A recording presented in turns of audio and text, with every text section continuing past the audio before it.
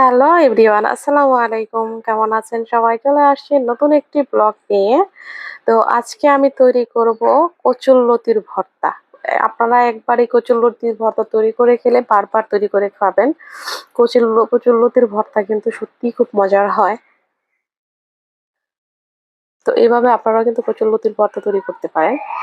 তো কচুরলতির ভর্তা তৈরি করার জন্য আমি চুলায় একটা প্যান বসায় দিছি। আর এখানে হচ্ছে আমি একটু মোটা সাইজের কচুরলতি নিয়ে নিয়েছি। এগুলা হচ্ছে, তো কয়েকটা লতি আমি ধুয়ে বেছে পরিষ্কার করে নিয়েছি। এখন দিয়ে দিব আমি হচ্ছে ৫-৬টার মতো কাঁচামরিচ। এখন অল্প একটু পানি দিয়ে লতিটাকে সিদ্ধ করে নেব। আর দিয়ে দিব হচ্ছে লবণ। এখন ঢাকা দিয়ে দিব। ঢাকা দিয়ে এটাকে কিছুক্ষণ আমি হচ্ছে সিদ্ধ করে নিব লতিগুলাকে। আমি অল্প পরিমাণে পানি দিয়েছি।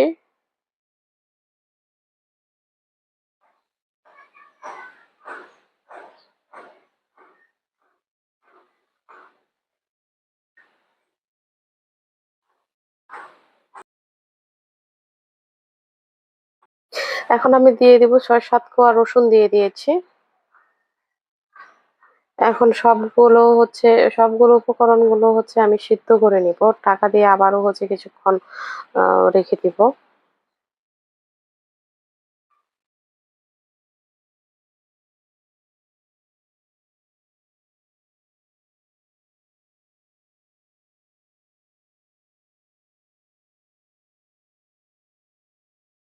তো আমার লতিগুলো কিন্তু এখনো ভালো করে সিদ্ধ হয় নাই। এখন দিয়ে দিব আমি সরিষার তেল। সরিষার তেল দিয়ে এগুলাকে ভাজা ভাজা করে হচ্ছে আবারও হচ্ছে সিদ্ধ করে নিব। তো ঢাকা দিয়ে এভাবে হচ্ছে আমি রসুন কোয়া, কাঁচামরিচ আর হচ্ছে লতি হচ্ছে সিদ্ধ করে নেব।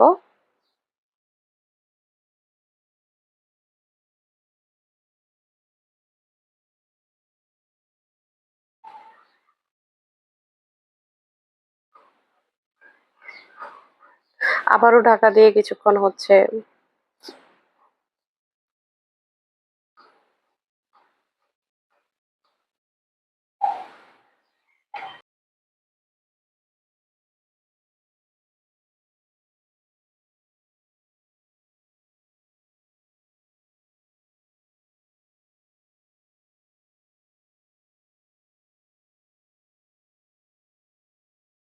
এদিকে আমার লতি সিদ্ধ করা প্রায় হয়ে গিয়েছে। এখন আমি লতিগুলাকে এক সাইড করে পেঁয়াজ কুচিগুলাকে একটু হালকা ভেজে নেব।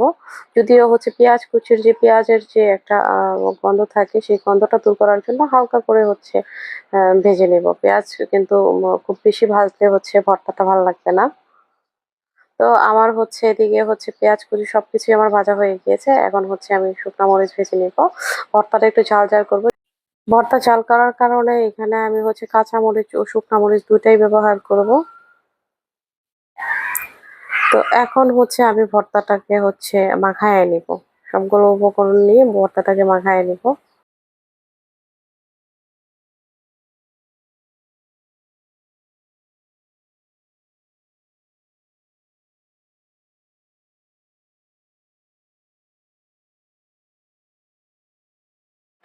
যেহেতু আমি লতি সিদ্ধ করার সময় লবণ দিয়েছি, এখন আমি হালকা অল্প একটু লবণ দিব। অল্প একটু লবণ দিয়ে ভর্তাটা মাখায় নেব। লবণ বেশি দিলে আবার হচ্ছে ভর্তাটা বেশি লবণ হয়ে যেতে পারে।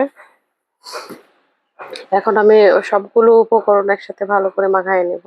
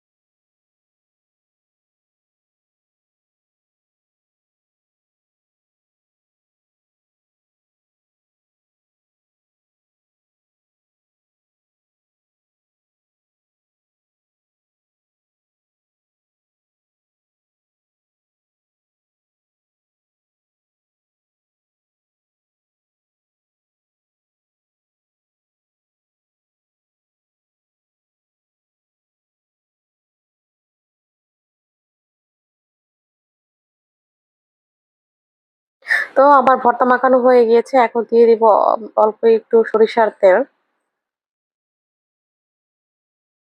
যে কোনো ভর্তাতে কিন্তু সরিষার তেলটা দিলে কিন্তু, কাঁচা সরিষার তেলটা দিলে কিন্তু হচ্ছে অন্যরকম একটা টেস্ট আসে। তো আমার ভর্তা রেডি হয়ে গিয়েছে। এই ভর্তাটা কিন্তু গরম ভাত দিয়ে খেতে কিন্তু খুব ভালো লাগে। তো আপনারাও চাইলে কিন্তু এভাবে লতির ভর্তা তৈরি করে খেয়ে দেখতে পারেন। ভিডিওটি যদি ভালো লাগে তাহলে অবশ্যই লাইক কমেন্ট শেয়ার করে পাশে থাকবেন, আর চ্যানেলটি অবশ্যই সাবস্ক্রাইব করে দিবেন।